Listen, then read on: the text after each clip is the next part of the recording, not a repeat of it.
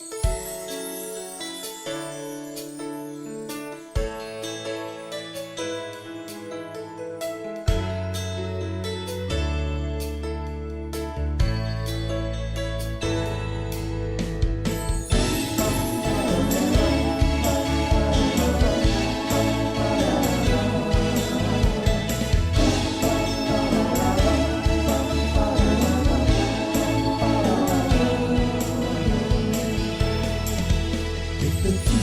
heard me proclaim in the presence of many witnesses, and entrust them to reliable people who will be able to teach others also.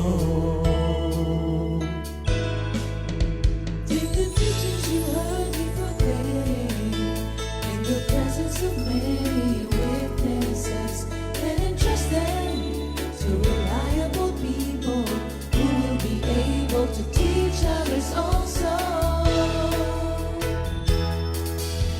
Take the teachings you heard me proclaim in the presence of many witnesses, and entrust them to reliable people who will be able to teach others also. Take the teachings you heard me proclaim in the presence of many witnesses, and entrust them to reliable people who will be able to teach others also. 2 Timothy 2:2. Hallelujah, 2 Timothy 2:2. Praise the Lord. 2 Timothy 2:2. You and me, let us proclaim the gospel. 2 Timothy 2:2. Hallelujah. 2 Timothy 2:2. Praise the Lord. 2 Timothy 2:2. You and me, Let us proclaim the gospel of Jesus Christ. Take the teachings you heard me proclaim in the presence of many witnesses, and entrust them to reliable people who will be able to teach others also. take the teachings you heard me proclaim in the presence of many witnesses, and entrust them to reliable people who will be able to teach others also. 2 Timothy 2:2. Hallelujah, 2 Timothy 2:2. Praise the Lord. 2 Timothy 2:2. You and me, let us proclaim the gospel. 2 Timothy 2:2. Hallelujah. 2 Timothy 2:2. Praise the Lord. 2 Timothy 2:2. You and me, Let us proclaim the gospel of Jesus Christ. The harvest is plenty, but the workers are few. As for me and my house, we will serve the Lord. We will serve the Lord.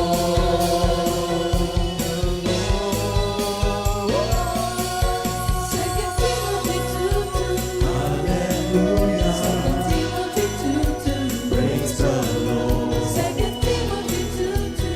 You and me, let us proclaim the gospel. 2 Timothy 2:2.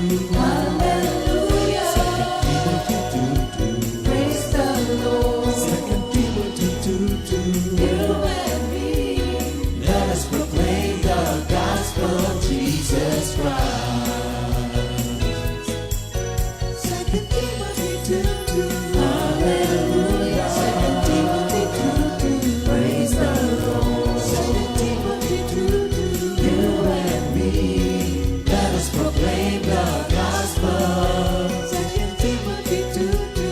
Hallelujah. 2 Timothy 2:2. Praise the Lord. 2 Timothy 2:2. You and me, let us proclaim, live and we stay, delighting the Lord for His goodness. Let us proclaim, live out this day, delighting the Lord for His goodness. Let us proclaim, live out this day, delighting the Lord for His goodness. And He's God.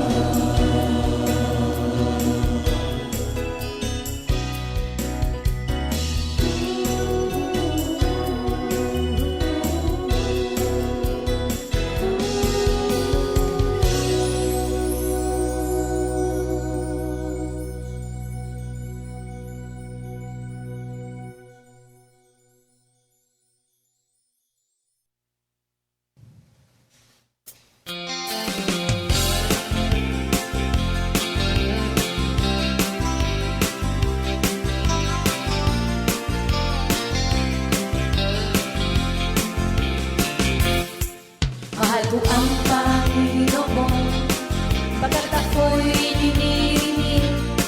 Dinirinig niya ako sa dalangin ko't hibig. Ako'y kanyang dinirinig tuwing ako'y tumatawag. Kung ako ay tumatawag, sinasagot niya agad. Mahal ko ang Panginoon, pagkat ako'y dinirinig. Dinirinig niya ako sa dalangin ko't hibig. Ako'y kanyang dinirinig tuwing ako'y tumatawag. Kung ako ay tumatawag, sinasagot niya agad. Manalig ka o puso ko, sa Diyos ka magtiwala, pagkat Siya ay mabuti, di marunong magpabaya. Manalig ka o puso ko, sa Diyos ka magtiwala, dalangin ko, dalangin mo, dinirinig niya. Manalig ka o puso ko, sa Diyos ka magtiwala, pagkat Siya ay mabuti, di marunong magpabaya. Manalig ka o puso ko, sa Diyos ka magtiwala, dalangin ko't dalangin mo, dinirinig niya. Dalangin ko't dalangin mo, dinirinig niya.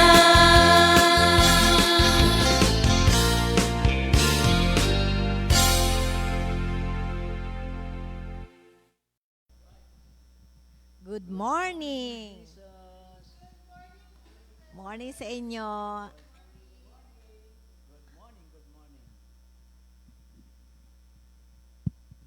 Hello. Live. Thank you, Lord.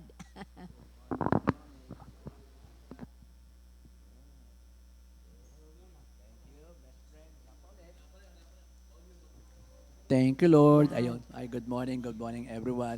Magandang umaga po sa ating lahat. Magkahalong ulan at init ng ulan siguro. Use me.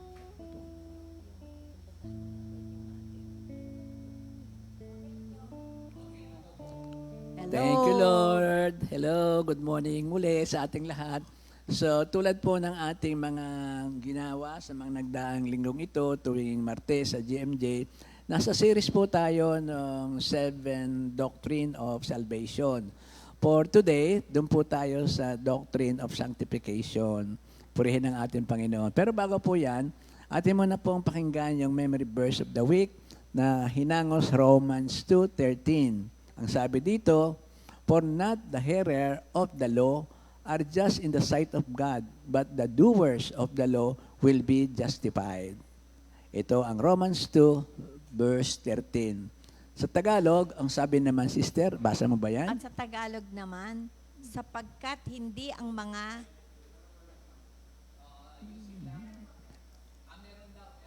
sapagkat hindi ang mga nakapakinig ng kautusan ang siyang ganap sa harapan ng Diyos.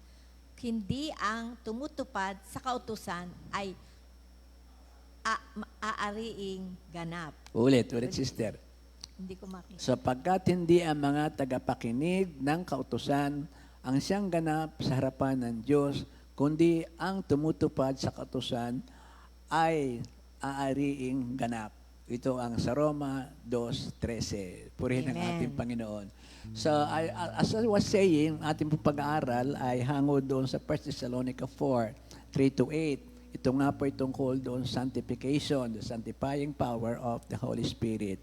And tulad ng dati, bago po natin basahin ang ating word for today, tayo muna po ay aawit para po sa kapurihan ng Holy Spirit. Thank you, Lord.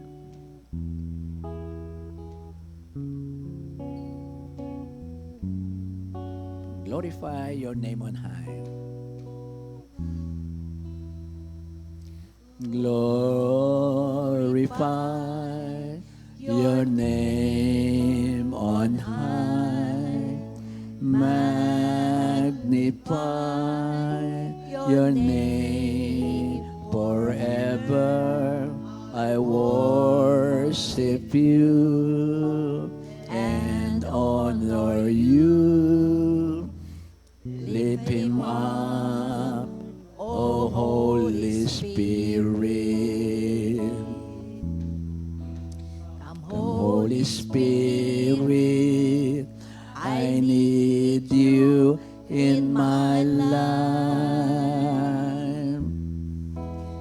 Come, Holy Spirit, I need you in my heart. Come, Holy Spirit, keep the fire burning in me. Come, Holy Spirit, I need you today. Apart from you, I'm nothing, Holy Spirit. Purify, change me for His glory. Empower me, use me as your will. Bless me to witness only for Christ. Apart from you, I'm nothing, Holy Spirit. Purify, change me for His glory. Empower me, use me as you will. Bless me to witness only for Christ. Bless me to witness only for Christ. Thank you, Lord. Hallelujah, hallelujah, hallelujah. Sa 1 Thessalonica 4, verses 3-8, kalooban ng Diyos na kayo'y maging banal at lumayo sa lahat ng uri ng kahalayan. Dapat maging banal at marangal ang pakikitungo ng bawat isa sa kanyang asawa at hindi upang masunod lamang ang pagnanasa ng laman tulad ng inaasal ng mga hintil na hindi nakakakilala sa Diyos. Sa bagay na ito, huwag niyong gawa ng masama at dayain na inyong kapatid sapagkat parurusahan ng Panginoon ang gumagawa ng ganitong kasamaan tulad ng mahigpit naming babala sa inyo noon. Tayo'y tinawag ng Diyos upang mamuhay sa kabanalan, hindi sa kahalayan. Kaya ang sinumang humamak sa aral na ito ay humahamak hindi sa tao, kundi sa Diyos na siyang nagkakaloob sa atin ng kanyang Espiritu Santo. Sa 1 Thessalonica 4:3-8. Magandang umaga ulit sa ating lahat, tanghali, gabi, at saan man po kayo naroon, pagpapala ng Diyos ay sumaating lahat. So, tulad ng dati, it's so nice to define yung ating topic ngayon tungkol doon sa sanctification. Ang Holy Spirit ang ating sanctifier. And with the Holy Spirit, talagang growing in holiness, tayo dapat every moment of our life. Tingnan natin muli ang meaning nito kasi yan ang pinakamagandang, pinaka-contexto rin eh. Ang una pong makikita natin dito, yung 10 times sa Greek New Testament, yung salitang sanctification and holiness, sila po ay sila ay nagagamit identical in meaning, sabay-sabay. Pero iba ang ibig sabihin, sanctification and holiness. Thank you, Brother Dewey. So, yung sanctification, maraming references to sa mga lumang language na ginagamit. Unang halimbawa ay sa Latin. Sanctification is sanctificatio, na hinati sa dalawa. Yung sanctus, ang ibig sabihin ay holy, at yung passio means to make. Thus, sanctification describe the process by which one is made holy. Sa Griego naman, ito ay yung hagios mus, na ang ibig sabihin ay separation to God. Sa dictionary, sa Webster, ang ibig sabihin nito ay the act of consecrating or of setting apart for a sacred purpose, the act of making holy.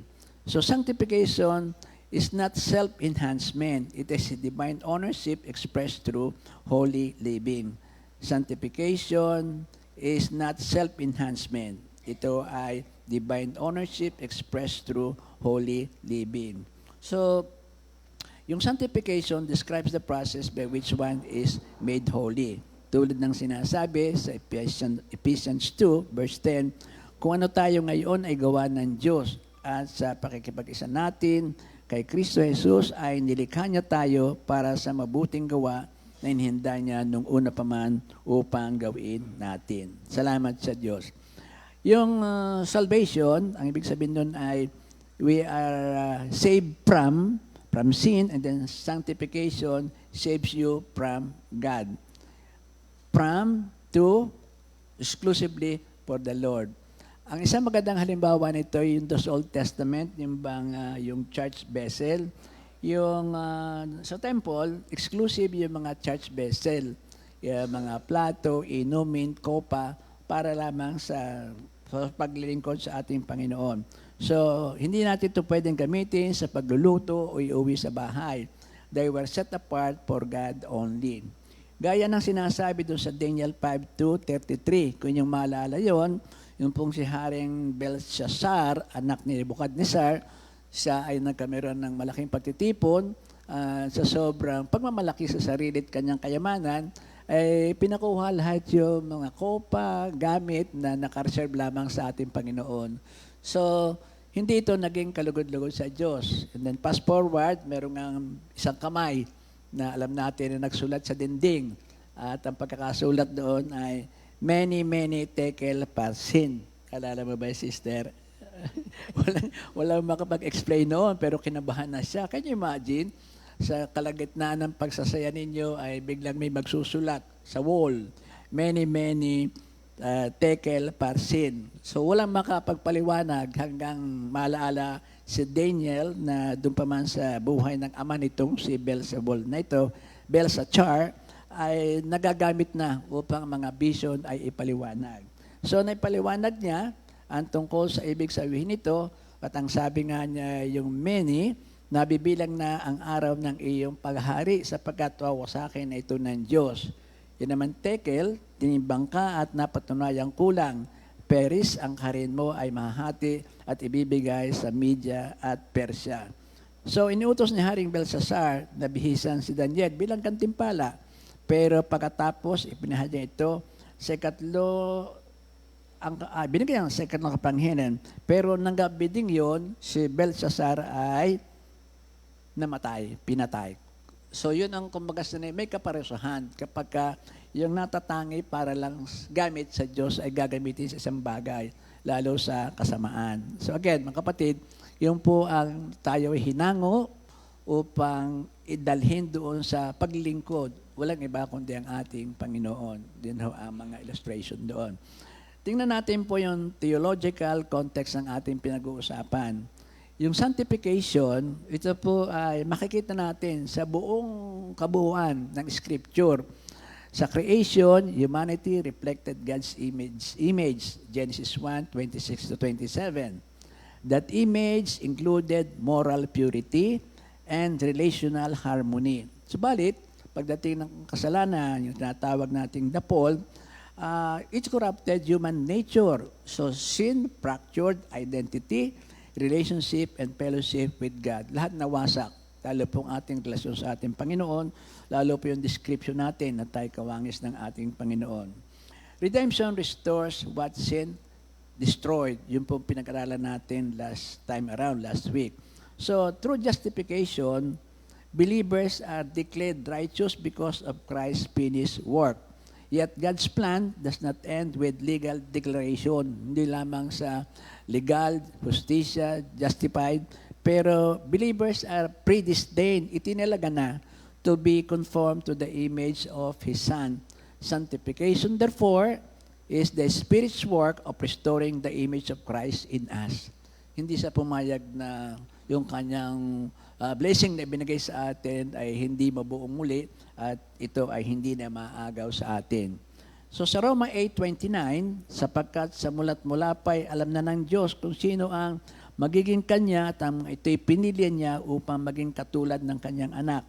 Sa gayon, siya ang naging panganay sa lahat ng maraming magkakapatid. Romans 8:29.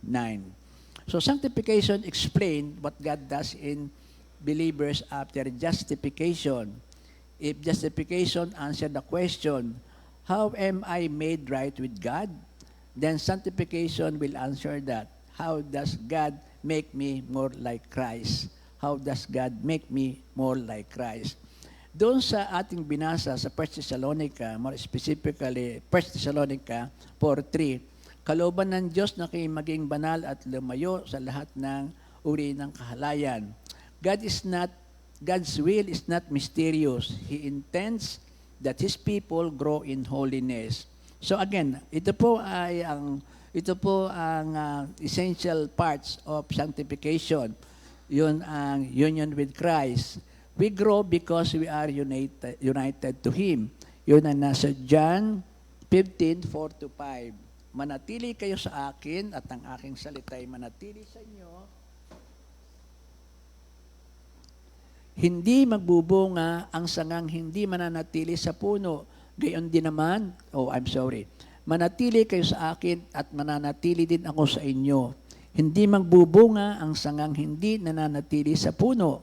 Gayon naman, hindi kayo mabubunga kung hindi kayo mananatili sa akin. Ako ang puno ng ubas at kayo ang mga sanga. Ang nananatili sa akin at ako sa kanya ay siyang nagbubunga ng sagana sapagkat wala kayong magagawa kung kayo hihiwalay sa akin. Union with Christ. We grow because we are united with Him. Ganon din sa Galatians 2:20. Kaya hindi na ako ang nabubuhay ngayon, kundi si Kristo na ang nabubuhay sa akin. At ang buhay ko ngayon sa katawan ay ikinabubuhay ko sa pamamagitan ng pananampalataya sa anak ng Diyos na nagmahal sa akin at naghandog ng kanyang sarili para sa akin. So yun ang una. Ang pangalawa ay the indwelling of the Holy Spirit. God lives within us. 1 Corinthians 6:19. Pamilyar tayo dito mga kapatid. Hindi ba nyo alam na inyong katawan ay templo ng Espiritu Santo na nasa inyo at ipinagkaloob ng Diyos sa inyo? Hindi ninyo pag-aari ang inyong katawan. At sinunod pa nila na ganito, sapagkat binili na kayo sa isang malaking halaga, kaya't gamitin ninyo ang inyong katawan upang maparangalan ang Diyos. Gamitin ng may kabanalan. The Spirit convicts and empowers and produces fruit. Katulad ng ating pamilya na Galatians 5:22-23, subalit ang bunga ng Espiritu ay pag-ibig, kagalakan, kapayapaan, pagtitiyaga, kabaitan, kabutihan, katapatan, kahinahunan, at pagpipigil sa sarili.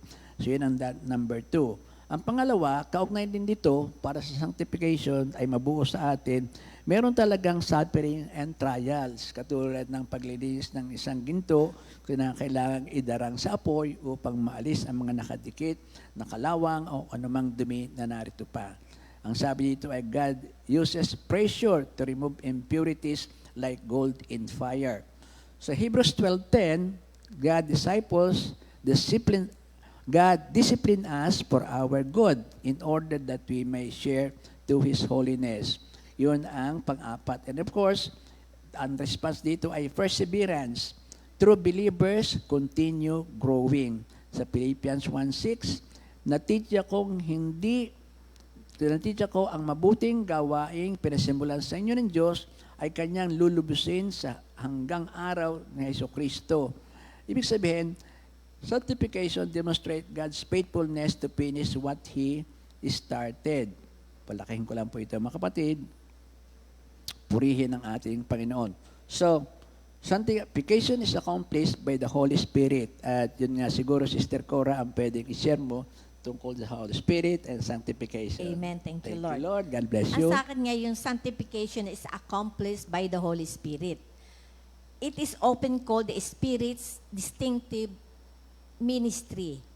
The Holy Spirit uses the inspired word of God to bring these spiritual conditions to pass. It is not an action done by the Spirit in a direct, miraculous way. It is not done independent of our will. Sa 1 Peter 1:2, kayo'y pinili ng Diyos Ama ayon sa kanyang layunin sa mula't mula pa at pinabanal ng Espiritu Santo upang maging masunurin kay Jesucristo at nilinis sa pamamagitan ng kanyang dugo. So the Spirit's work is accomplished through the message He revealed to inspired men, and which is He caused to be recorded as the New Testament. Sa 2 Timothy 3:16-17, ang lahat ng kasulatan ay kinasayahan ng Diyos at kapakipakinabang sa pagtuturo ng katotohanan, sa pagsuway, sa kamalian, sa pagtutuwid sa likong gawain, at sa pagsasanay para sa matuwid na pamumuhay, upang ang lingkod ng Diyos ay maging ganap at handa sa lahat ng mabubuting gawain. So the part the individual plays in the great spiritual drama of sanctification is to hear, believe, and obey the Spirit-given message. Ano ba ang gawain ng Holy Spirit sa sanctification? Sa 1 Thessalonica 4:3, kalooban ng Diyos na kayo'y maging banal at lumayo sa lahat ng uri ng kahalayan. May dilema ito, dalawang problema dito. Unang problema, gusto nating maging banal. Sabihin natin, ayaw ko nang magkasala. Siyempre, lagi yung iisipin natin. Ang problema number 2, pagod na tayo, bumabaksak pa rin, hindi ko kaya ito. So, yun ang laging isa sa isip yung dalawang problema yun. Bakit? Kasi sa sariling kakayahan, ang style natin talagang walang mangyayari. Yung ating style, na alam na natin, yung mga ating pagkatao. So, ang ating pagiging banal ay magagawa lamang ng Holy Spirit. Sa Galatians 3:3, talagang napakahangal ninyo. Nagsimula na kayo sa Espiritu at ngayon nais ninyong magtapos sa pamamagitan ng inyong sariling kapangyarihan. Please take note, ang Holy Spirit hindi lang para sa miracles, siya rin ang para sa holiness, sa kabanalan. Ano naman ang koneksyon ng Holy Spirit at sanctification? Una, ang Holy Spirit ang nagsaset apart sa atin, nagbubukod. Sa 2 Thessalonica 2:13, mga kapatid na minamahal ng Panginoon, dapat kami magpasalamat palagi sa Diyos dahil sa inyo. Kabilang kayo sa mga unang pinili niya upang pagkalooban ng kaligtasan sa pamamagitan ng Espiritu Santo at ng inyong pananalig sa katotohanan. Sa Epeso 1:13-14, sa pamamagitan ni Kristo kayo rin na nakarinig ng salita ng katotohanan ng magandang balita na nagdudulot ng kaligtasan at sumasampalataya sa Kanya ay pinagkalooban ng pinangakong Espiritu Santo bilang tatak ng pagkahirang sa inyo. Ang Espiritu ang katibayan na makakamit natin ng lubos ang lahat ng pangako ng Diyos sa atin at sa gayon ay pupurihin ang Kanyang kaluwalhatian. Please take note, pagkaligtas mo, ang Holy Spirit ang nagtatak ng ownership ng Diyos sa iyo. Ibig sabihin, property na tayo ng ating Panginoon. Set apart ka na. Ang padalwa, ang Holy Spirit ang nagbibigay lakas para magpakabanal. Matatagpuan ito sa Ezekiel 36:27. I will put my spirit in you and move you to follow my decrees. Hindi lang sinasabi ng Diyos, magpakabanal ka. Binibigyan ka rin ng power para magawa ito. Please take note, God does not command without enabling. So, ang patatlo, ang bunga ng Holy Spirit ay daan ng kabanalan natin. Ito ang nakaimbak sa ating puso na tanging Holy Spirit ang may dala. Galatians 5:22-23, alam natin ito, but the fruit of the Holy Spirit is love, joy, peace, patience, and so forth. Please take note, fruit of the Spirit, hindi fruit of our effort. Tandaan natin, yung fruit of the Spirit, hindi fruit of our effort.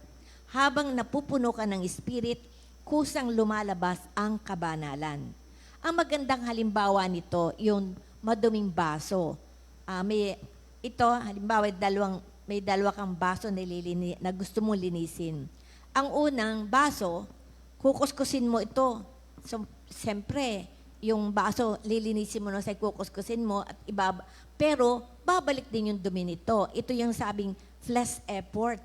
Ito true to life ito dahil ako'y tagahugas ng pinggan sa amin. Yun ang gawain ko kaya alam ko ang maghugas ng mga baso, ng mga pinggan. Pero meron ding isang klase, buksan mo ang gripo, hayaan mong umapaw ang malinis na tubig. At yan yung Holy Spirit. Sabi dito, sanctification, let the Spirit overflow until the dirt has no space. Yun. Ang pang-apat, afflict sin, iminumulat at ikinukumbinsin niya tayo tungkol sa ating nagawang kasalanan. Sa Juan 16:8, pagdating niya ay kanyang patutunayan na mali ang mga taga-sanlibutan tungkol sa kasalanan, tungkol sa katwiran at tungkol sa paghatol ng Diyos. Patutunayan niya ang tungkol sa kanilang kasalanan sapagkat hindi sila naniniwala sa akin. Ang Holy Spirit ang tumutusok sa konsensya mo pagka tayo nagkakamali. Yung konsensya natin, yun ang parang nag-uudyok sa atin. Hindi para i-condemn ka, pero para iligtas ka. Pag may conviction, good sign yan. Ibig sabihin, buhay ang Spirit sa iyo. Ang panglima, the Holy Spirit cleanses us, nililinis tayo. 1 Corinthians 6:11, ganyan ang ilan sa inyo noon, subalit nilinis na kayo sa inyong mga kasalanan at ginawa na kayong banal ng Diyos. Pinawalang sala na kayo sa pangalan ng Panginoong Jesucristo at sa pamamagitan ng Espiritu ng ating Diyos. In English, but we were washed, you were sanctified, you were justified in the name of the Lord Jesus Christ and by the Spirit of our God. Ano ba yung washed? Ibig sabihin, para sinabon, hinuhugasan niya ang isip, ang mata, ang puso natin, ang buong pagkatao natin. So sa Ephesians 5:26-27, upang ialay ito sa Diyos, matapos linisin sa pamamagitan ng paghuhugas sa tubig at sa salita, ginawa niya ito upang ang iglesia ay maiharap niya sa kanyang sarili na nasa kagandahan nito. Walang anumang dungis, ni kulubot man, banal at walang anumang kapintasan. At ang pang-anim, yung transformation. Yung transformation us, binabago tayo. Sa 2 Corinthians 3:18, at ngayon, naaalis na ang talukbong, nagniningning na sa ating mga muka ang kaluwalhatian ng Panginoon. At ang kaluwalhatiang iyan na nagmumula sa Panginoon na siyang Espiritu ang siyang magbabago sa atin mula sa isang antas ng kaluwalhatian hanggang tayo maging kalarawan niya. Maganda ito sa Ingles. And we all are being transformed into His image with ever-increasing glory. Yung another version, from glory to glory, which comes from the Lord who is the Spirit. Hindi overnight, may proseso ito. Pure ito. Yung ibig sabihin, sigurado ito. Sigurado na sigurado. From glory to glory, sabi nga, from palamura, palasigaw, to pagpapala. From mainitin ng ulo, to mahinahon. Yan ang nangyayari sa atin. So, ang huli, yung meron akong characteristic of a truly sanctified life. Una, exhibits the 9 fruit of the Spirit. A sanctified life will also manifest all the 9 essential fruit of the Holy Spirit sa Galatians 5:22-23. One of the important fruit of the Spirit you will show is gentleness and meekness in spirit. If you are a sanctified person, you will be humble and gentle as you are no longer walking after the flesh, but after the Spirit that enables you to have this fruit of the Holy Spirit. The evidence of sanctification. Growth produces visible fruit. Galatians 5:22-23 describes character shaped by the Spirit. Love replaces selfishness. Patience replaces irritability. Self-control replaces impulsiveness.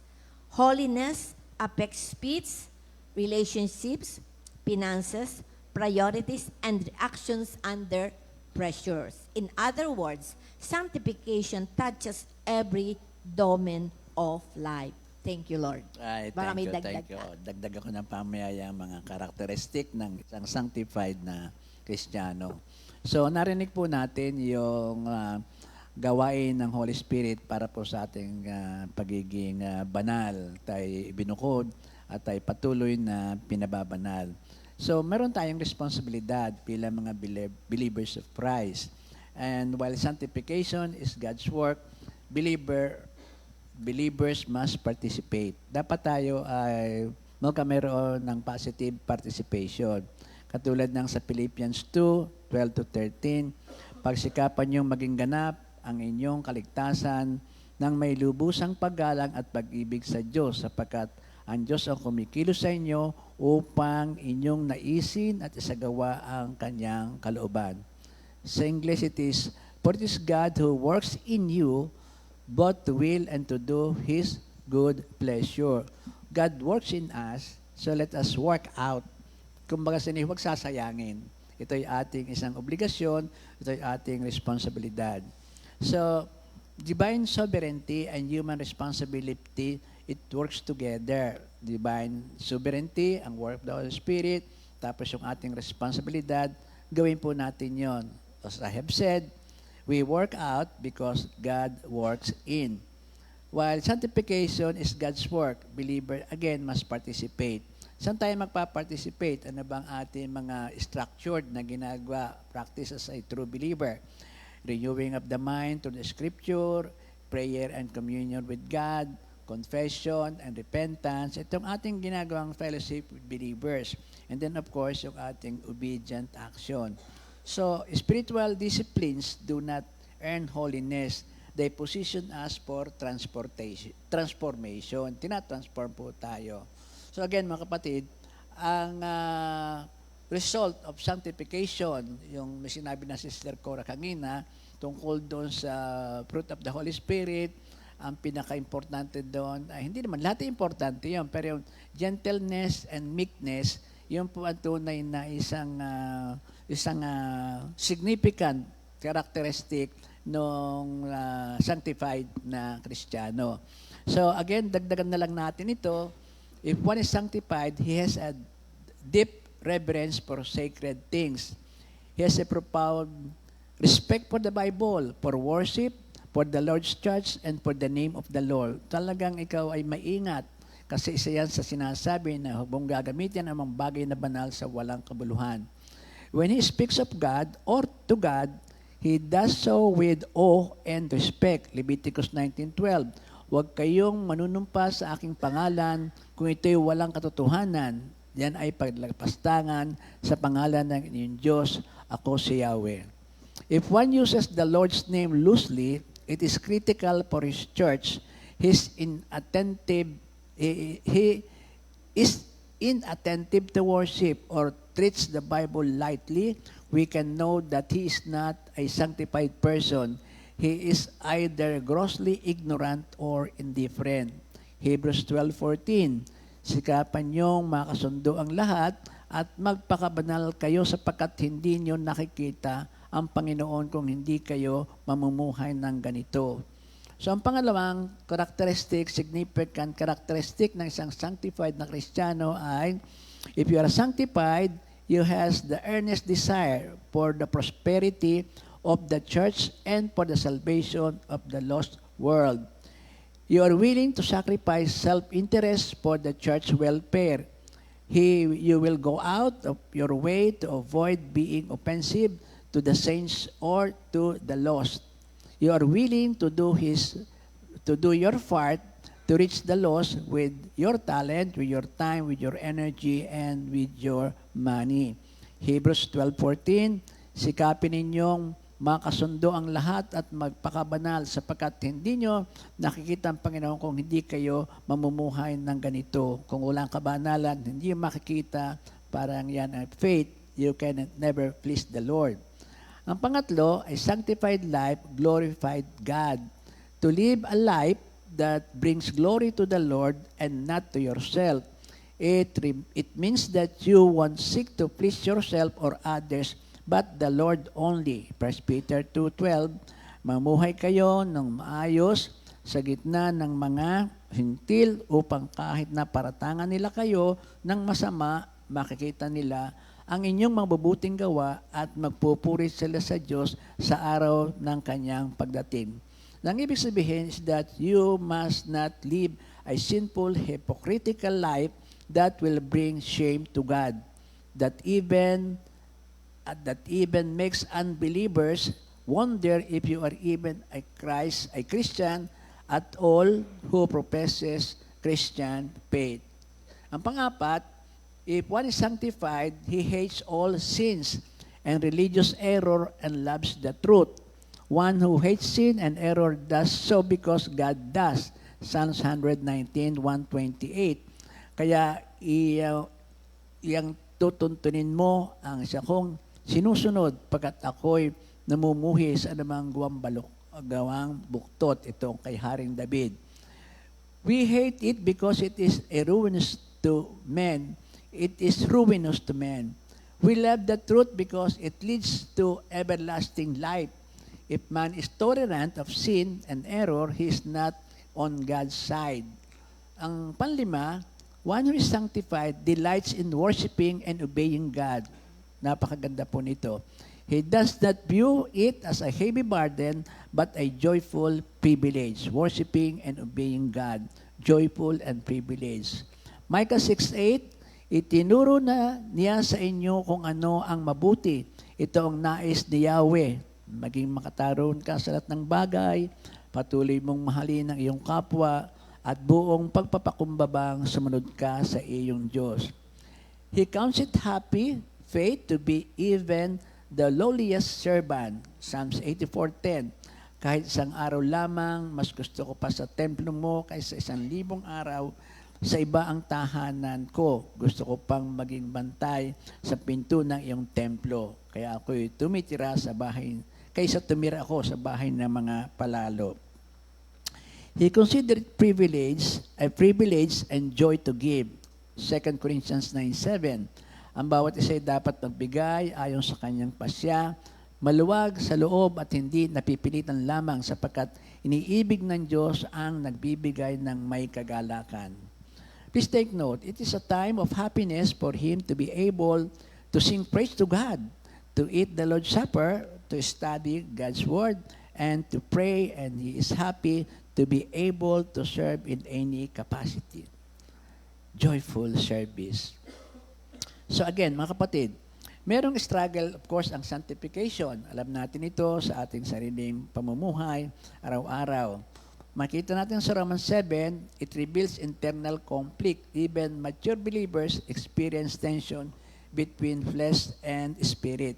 Sanctification is not perfectionism. It is a direction, not lawlessness. When believers stumble, the Spirit convicts rather than condemns. Conviction restores, condemnation paralyzes. Therefore, struggle doesn't disprove salvation. It often confirms it.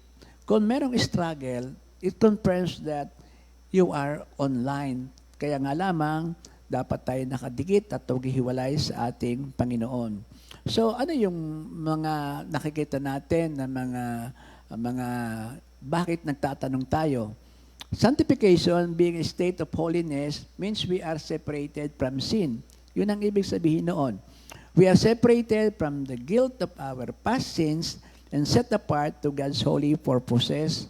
And when we obey the gospel, as we increase our store of knowledge, Word of God, and live better and serve God more fully, we grow in holiness. Yan na nga ang sanctification. And draw nearer to spiritual perfection. As long as we are in this life, absolute perfection is beyond our reach. Yun ang isang katotohanan. We never reach a point here when we can say that there is nothing else to learn and nothing more to do for the Lord, or that we have grown beyond the possibility of violating God's Word. Sa 1 John 1:7-10, ngunit kung namumuhay kayo sa liwanag, gaya niya na nasa liwanag, tayo'y nagkakaisa at ang lahat ng ating kasalanan ay nililinis ng dugo ni Jesus na kanyang anak. Kung sinasabi nating tayo walang kasalanan, dinadaya natin ang ating sarili at wala sa atin ang katotohanan. Subalit, kung ipahahayag natin ang ating mga kasalanan, patatawarin tayo ng Diyos sa mga ito at lilinisin tayo sa lahat ng ating kasalanan sapagkat siya ay tapat at matuwid.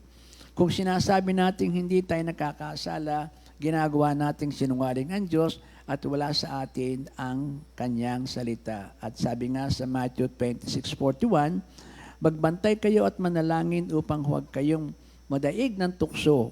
Ang espiritu'y nakahanda, ngunit ang laman ay mahina. Gustong-gusto nating magpakabanal, subatit ang ating katawan ay mahina. So, yung pag-aaral natin sa sanctification ay it still matter, very much important, lalo sa buhay natin ito. Modern culture celebrates self-expression rather than holiness. Ito ang karamihan ngayon sa atin.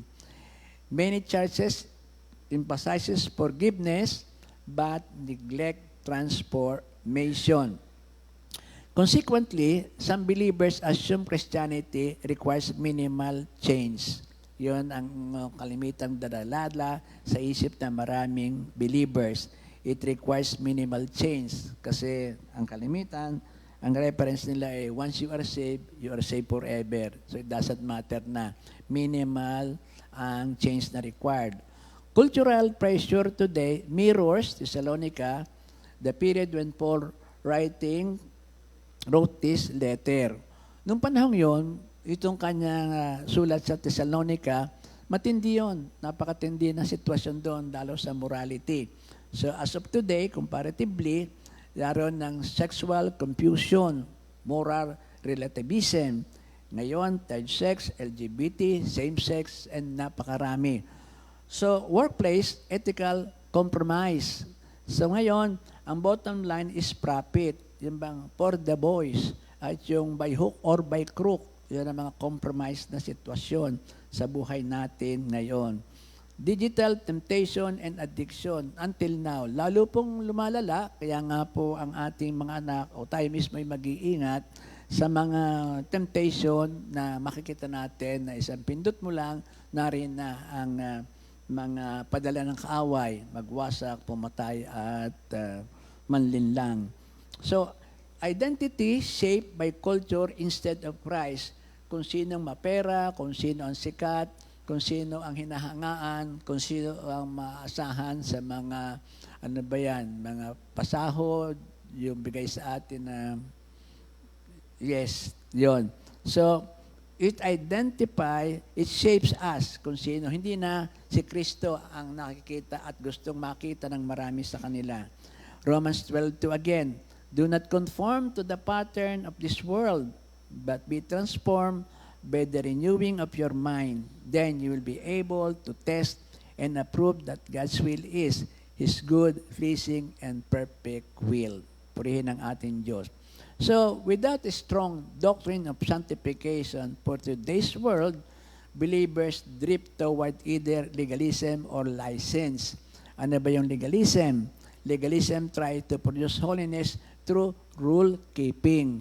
Rule-keeping. Straightforward. If that is the rule, then I will keep it, then I'll be holy. It's not. Because even rule-keeping without love, application into it, is also a sin. License, excuse sin because of grace. Ang grasya nga ay nariyan, saved ako. The more that I committed sin, the more that grace overflow. Ang sabi ni Pablo ay, so kami po igagawa ng kasalanan para po ang grasya sa amin ay mag-overflow. Ang sagot ni Pablo, of course not. You can never mock the Lord. So again, sanctification avoids both extreme, license and legalism. It teaches grace divine transformation. Grace-driven transformation. Assurance and sanctification. Sanctification does not earn salvation. However, it provides evidence of salvation. See Hebrews 12:14. Without holiness, no one will see the Lord. That statement doesn't teach salvation by work. Instead, it affirms that true salvation produces transformation. And lastly, alam natin na lahat nito, but it's worth mentioning. Ito yung tenses of sanctification. If we have the tenses of salvation, we have also the tenses of sanctification. Ang sabi dito, yung past tense, yung positional sanctification, naganap na ito. Because of the blood, you are set apart in God's eyes, done and finished. When you got saved, God declared you holy. You are not trying to be holy. You are holy and now you are acting like it. You must act like it. Sa Hebrews 10:10, at dahil sinunod niya ang kalooban ng Diyos, tayo ay ginawang banal ni Jesu Kristo sa pamamagitan ng minsanang paghandog ng kanyang sarili at yun ay sapat na. We have been made holy through the sacrifice of the body of Christ once for all. So yun ang positional sanctification, past sanctification.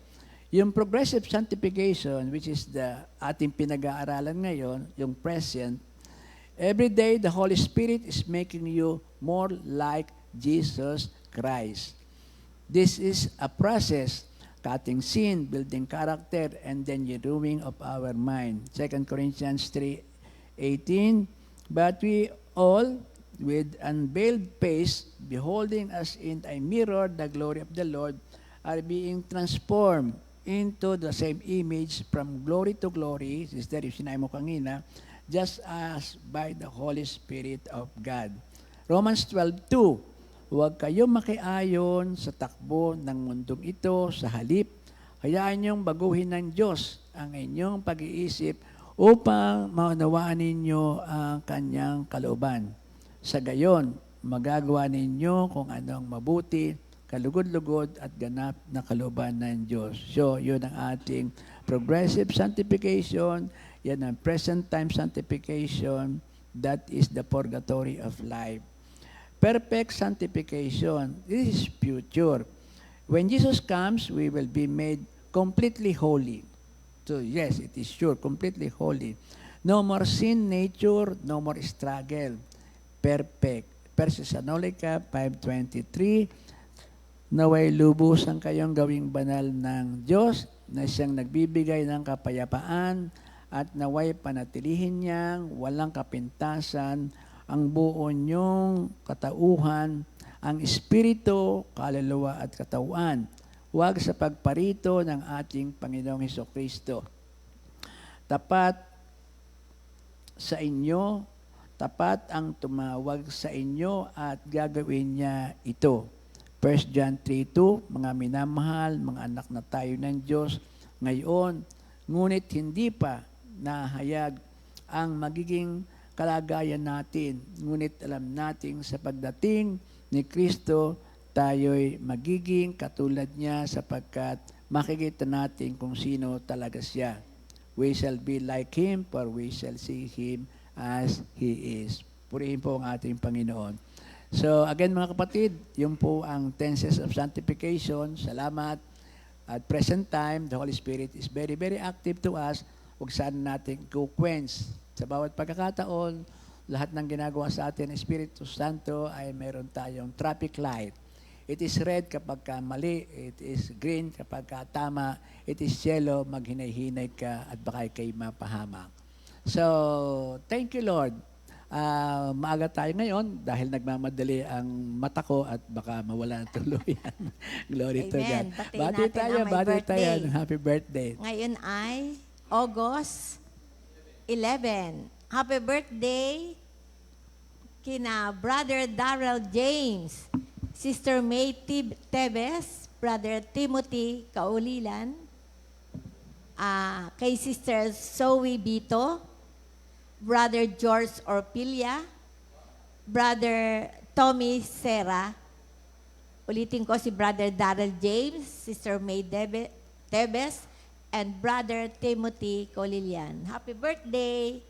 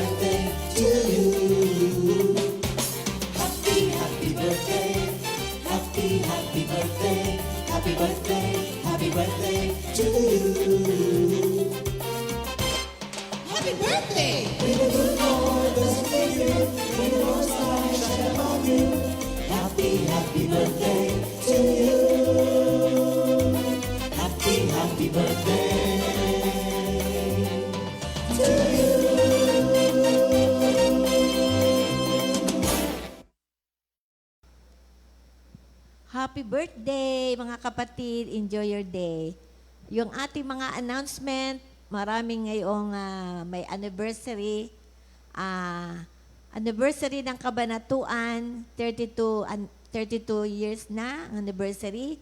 Ngayong Miyerkules, tomorrow, dito gagawin sa Luz Beminda Restaurant. Ang dress code, United Nations Team. Coordinate with Minister Jeff Borja. Bukas yun. Amen. At ang susunod na may anniversary ay ang Kapas, 23rd, 28 ba yun? 28th anniversary naman ang Kapas sa next Saturday yon, August 22. At gaganapin sa Chef Buloy's Function Hall sa San Nicolas, Kapas, Tarlac. Kindly coordinate with the Minister Ed Galletes naman, especially sa Panike and Kuya po outreaches. At sunod ay ang ating anniversary naman sa Baguio City. Ito ay sa 27th anniversary. Hindi pala, 27th anniversary sila sa August 23 naman yun, Sunday naman yun. At gaganapin ito sa City Light Hotel. Alam na natin ito mga kapatid, unlimited daw ang merienda buffet dito. Venue, exclusive for us. So, no charge per head, but welcoming love gifts, donations, and gifts po. kindly coordinate with Minister Andy Magadya or Sister Pritz Lilo. And now, our coming 30th anniversary ng Comfy East, malapit na rin, August 29, sa 1 Cainta Auditorium sa Bonifacio State, Cainta, Rizal.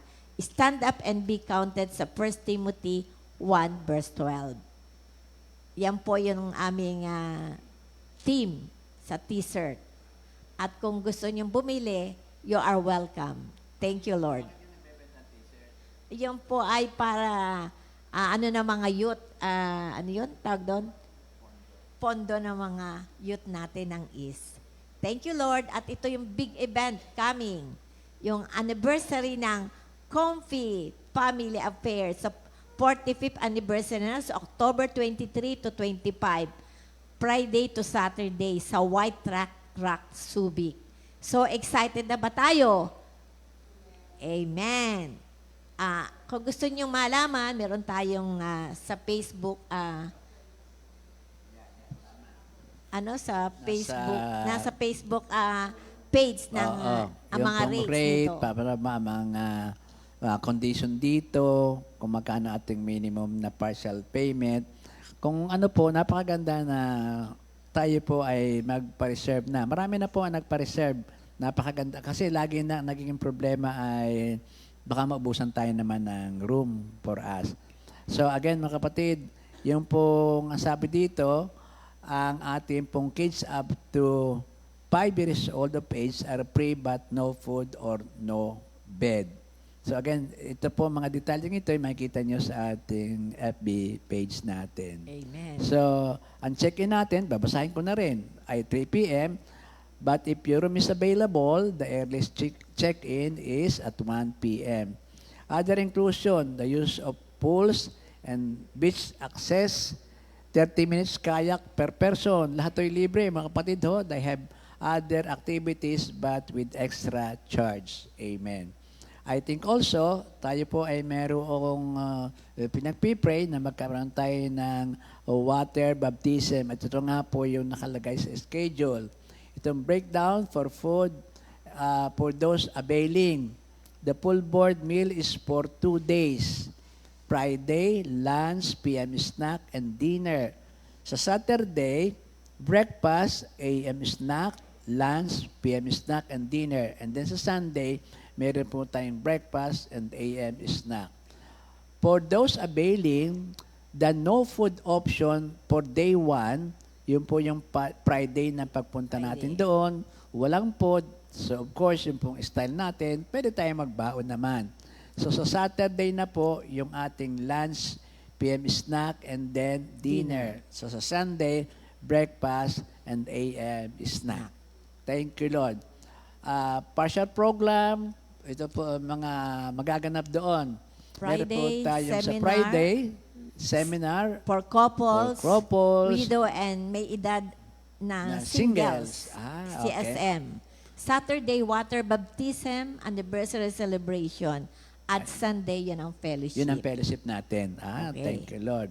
Thank so you, again, mga Lord. kapatid, maraming salamat sa pagsama nyo sa amin at nawa po ay pagpalain tayo ng Diyos ng kanyang kapayapaan, ng kaligtasan sa sitwasyon ng ating weather sa mga linggong ito.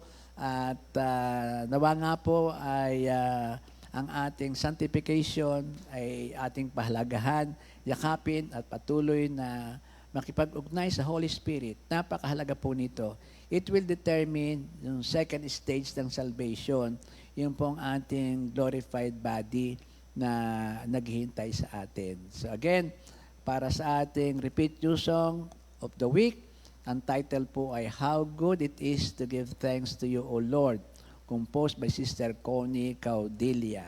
Purihin ang Amen. Diyos. God bless, us all. mga kapatid.